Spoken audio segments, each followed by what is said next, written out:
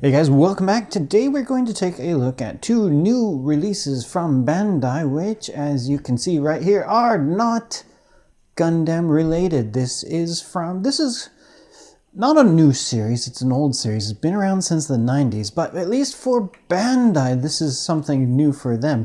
So these are from a series called Sakura Wars 2. That was actually the name of a game that was released for the Sega Saturn, I believe around 1998. Sakura Wars 2 was released. So the original Sakura Wars was also a Sega Saturn game, which was released a few years earlier in the 1990s there. So this game is now over 20 years old. You might be wondering, well, why kind of is Bandai just getting around to releasing these kits now when the series is so old? And I think that has to do with the fact that in last December here in Japan, there was a brand new Sakura Wars game that was just released for the PlayStation 4 overseas. I do believe it is going to be releasing around March or April or so. So quite interesting. I always mention I love to see new stuff from Bandai, so this was kind of quite fun for me. I mean, Gundam, I build a lot of Gundam, so it's always kind of fun to see what Bandai can do with different kinds of subjects, and that is exactly what we have here. So what are these exactly? What the heck is Sakura Wars? So as mentioned, Sakura Wars was a video game released for the Sega Saturn. Now that game was kind of like a role-playing type tactical strategy game.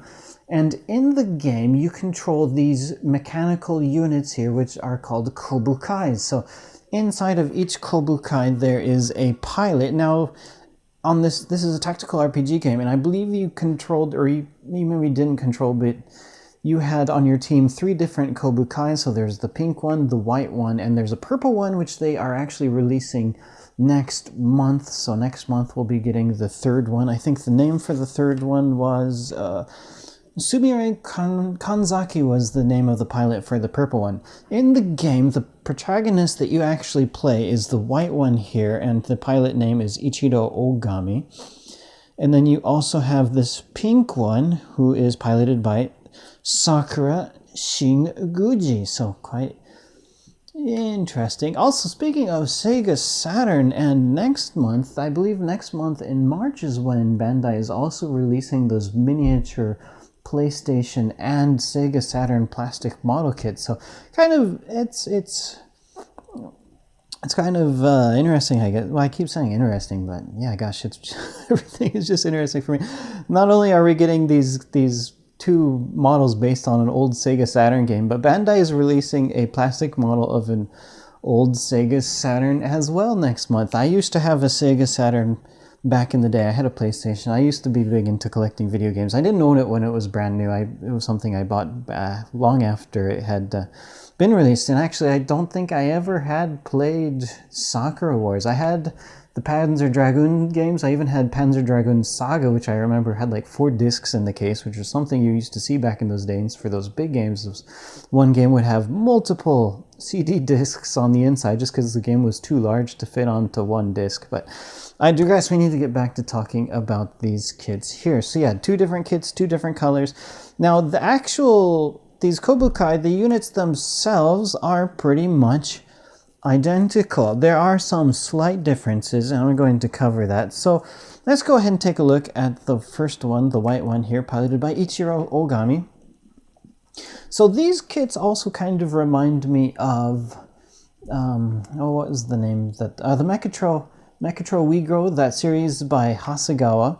So that is really similar style to this. So it's kind of like a stumpy looking mechanical walking suit with just these little tiny, like stumpy little walking legs. And on the inside, just like the Mechatro Wigro kits, you do have a pilot figure. So this is going to be the actual character. So let me show you how that works. So yeah, this canopy here just kind of slides forward and then it's able to tilt. So you have these cool little nylon tubings on the outside, and they kind of they have this length that you just kind of feed into that opening here. And so since it's a bit longer than what you need, it allows it to fold out and stretch, and then once you put it back together, if you want to make it shorter, you just kind of pinch it back in. So it allows you to open it up by having that loose, and then once you get it open here, you can see the inside of the cockpit here, and that's going to be our Ichiro Ogami sitting on the inside. Now he comes molded in just one color, so if you're going to want to make him look more detailed than he is sitting on the inside, you will have to paint that. Now, speaking about painting these figures, however, each of these kits does include a water slide decal sheet for the eyes. So if you don't want to paint those eyes, they give you these options. I think all three of those pretty much look identical, at least for these guys. We'll take a look at the other one in a second here too. So kind of cool. And you see there is another type of tube that's plugged into his shoulder here. So now the vinyl, this tubing here on the outside, as well as the little tube on the inside of the shoulder, inside the box is just one long piece, and it gives you in the instruction manual, let me see if I can actually show that for you. You will have to cut these pieces to fit the length that you need. Here we go. So this is for the outside nylon tube there. It gives you this ruler on the inside of the instruction manual here, and it specifies that you need to cut this to 90 millimeters. Now be careful, because the ruler here has a max length of 10 centimeters. So don't think that you need to cut exactly to the length of the ruler here. You will have to specify, you will have to make sure that you cut it actually to the 90 millimeters that you need, the 9 centimeters. And the same goes for the wire that you're going to connect to the pilot figure. It gives you a ruler here with 5 centimeters on it. However, it does specify that you only need to cut the wire to be 40 millimeters, so be sure not to cut it too long. So one problem is, if you accidentally cut it too long, you are going to might not end up with enough wire to do both sides. So I think actually the wire that was included, however, did include, it was a bit like 1 centimeter longer than was actually needed. So just be careful of that. So yeah, I think if you needed 40 millimeters for each side, I think the total length of wire they give you was actually like 9 centimeters, and the same with the nylon tubing. So that is just one thing to be cautious for when you are cutting those tubes for these kits. Now let's take a look at the other side of the cockpit on the inside here. So this is where this kit also does include a sheet of foil stickers.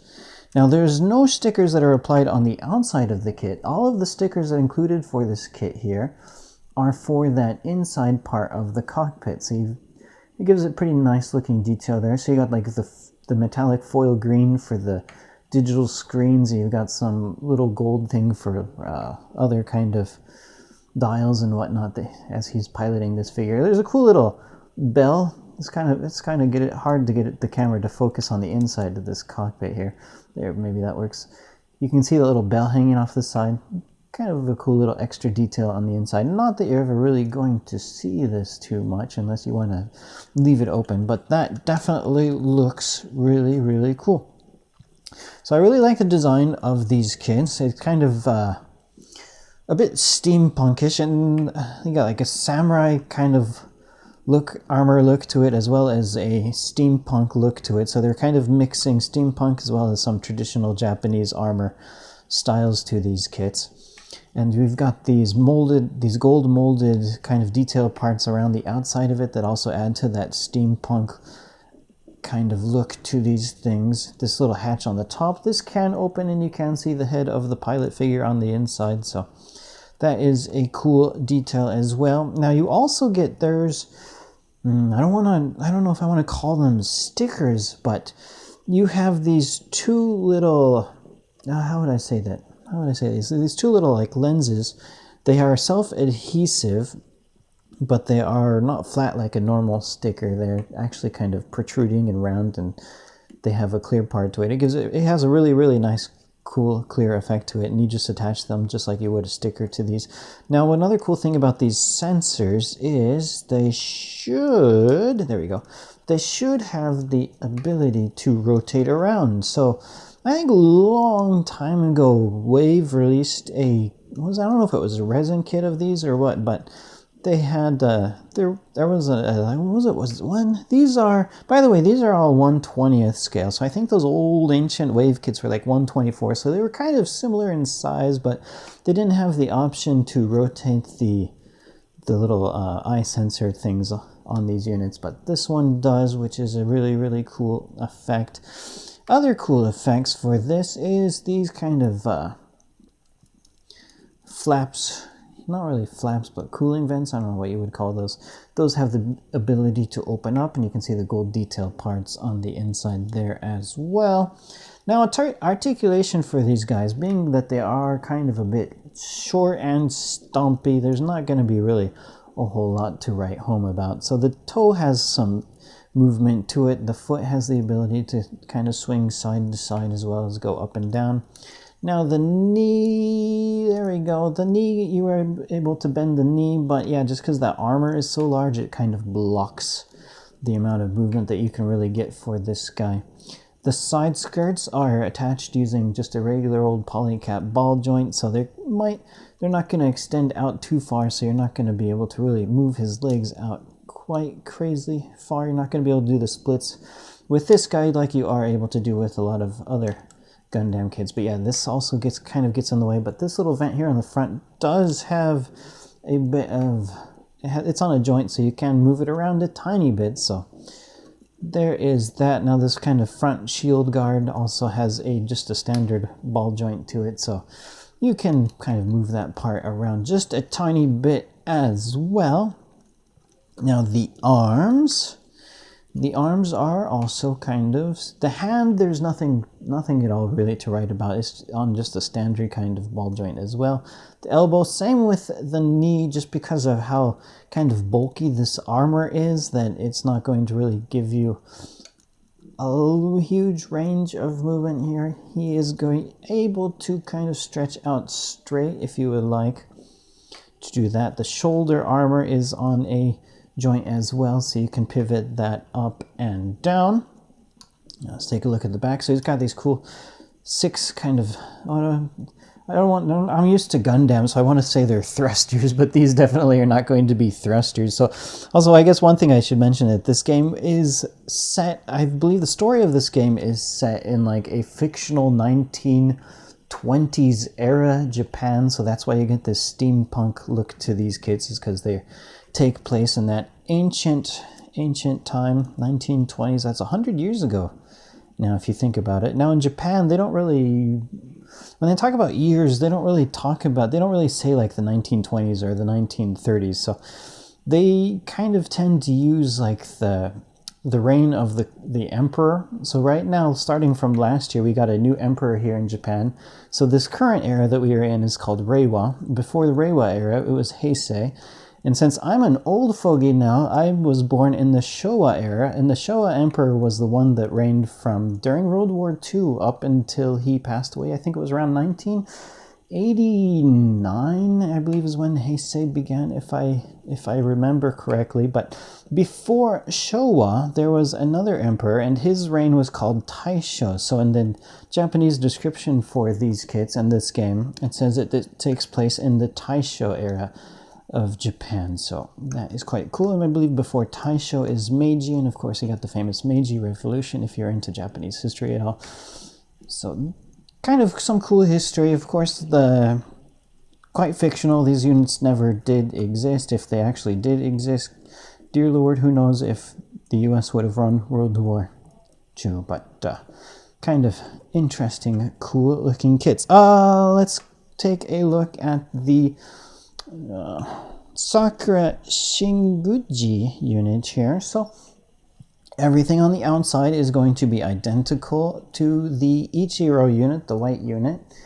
Now there are 2 kind of main differences between these 2 units, and one is going to be, let me open up this cockpit. Of course, you got different people piloting, so the figure on the inside is going to be different. So here we have a figure of Sakura. So Sakura is piloting this unit. The front is identical to the other one. Another difference between this one and the Ichiro unit is the wires. She has 2 wires on each side that are connected to her arms. So there's that one difference. Now she also has a sheet of water slide decals that you're going to be able to apply to her eyes. Now her eyes are open, unlike Ichiro. However, these ones also look identical for those 3. So there you have that. Maybe if you wanted to get crazy, you can mix and match the eye decals. We'll have to see how the decals look on the purple unit once that one comes in. But I think they did a really good job on sculpting these figures. I know it might be a bit hard to see on the camera there, but her hair details are really fine, and her kind of, what do you call those? Not bangs, but like those long pieces of hair hanging down the side of her face there. They are there. You can kind of see it moving, but yeah, that's not like molded to the body. It's just a really thin piece of plastic. So really, really nice job of sculpting these figures by Bandai, I do have to say. So what other differences do we have between these kits if the pilot figure is the same and the actual Kobu-Kai unit is the same, minus the colors? Of course, the colors are different. Now the other difference is going to be in the sword. So the Ichiro unit here, he comes with, now these are some, actually I really like these swords. The silver that they use, it's not a plated silver, it looks like an injected silver, although I kind of want to say it looks painted, but I think this is actually just an injected color. And that looks really good. It does a really good job of giving you a nice look of actually being a metal part. And then this gold piece here, this is the same type of gold plastic that we see as on the details around the unit. So Ichiro, he gets 2 swords, and he also has 2 hands, gripping hands, so you can unplug the hands that he's currently equipped with, and you can plug these 2 hands in, and then he's going to be able to hold his 2 swords. However, the Sakura unit only gives you enough parts to build, let me get it focused, only gives you the parts to build just, it doesn't want to stay focused on that, does it? Only gives you parts to build just 1 sword. Almost, you can almost, I don't know why Bandai kind of cheaped out and didn't give you that 1 part, because the Sakura kit, let me show you here. Now it almost has enough parts to build a 2nd sword. You get the blade, which I'm kind of happy about, because this is kind of the coolest part. I might actually end up using this on a future Gundam build, maybe, who knows. And it gives you the handle, but we're missing this gold connecting piece in the center. So you have the blade, you have the handle, just don't have that connecting piece. And you also have, there's a spare gripping hand. So you do have a hand for a 2nd sword. You're only missing that 1 gold centerpiece. Bandai, why couldn't you have just given me that 1 extra? I mean, I would have just loved to have had like an extra one of these swords, even if she was not equipped with it. But unfortunately, Bandai doesn't give you that option. Dang it. Alright, so I do want to mention for these Sakura Wars kits, so I mentioned at the beginning of this video that there was a brand new Sakura Wars game that is coming out for PlayStation. Well, it's already released here in Japan, but it's coming out overseas pretty soon. Now, we just got new information for upcoming Bandai releases for the months of May and June here. So May and June, we got a new catalog of new items that is coming, and look what we have here on the front. Yes, you are seeing that correctly. So I was quite excited to see this. So we're going to get brand new HG kits for the units from the new games. I'm really digging that style. I mean, I love these really steampunk looking older units, but I'm just absolutely digging the look of these newer units from the new game. They just look absolutely incredible. I think here we get the details. So the MSRP is going to be 4,000 yen. Of course, they'll be cheaper on our site, and they're going to be released in May for the pink and the white. Just like we got these first 2, and now we got instead of the purple one, we're getting a gold one there. So that is cool, and that is going to be released in June. And look down here at the bottom, we got some mystery kind of units. Maybe they are coming in the future. We'll have to see. So who knows, but I'm absolutely digging this series of model kits just because they look incredible, even though Articulation maybe not a whole lot to write home about. Now, you might be wondering, so these are HG kits, and as you can imagine, here's a 30-minute mission kit, so about the same size as an HG Gundam, so not huge like a Master Raid or whatnot, but about the same as a HG Gundam. So there you have it. Goodness, what else do I need to mention about these two guys here? Here we can show the box, so I don't have time to show the purple one here on this review video, but we can kind of see on the side of the box, this is the third one that is going to be coming out next month in March. I do believe, just like the pink and the white ones here, the outside, the Kobu-Kai unit itself is going to be the same, but we'll have a different kind of pilot figure on the inside. And I think this one also comes, if my memory serves me correct, I think this one comes with a different weapon compared to these other two. So these are quite interesting kits. We can get a good look at the side of the box here.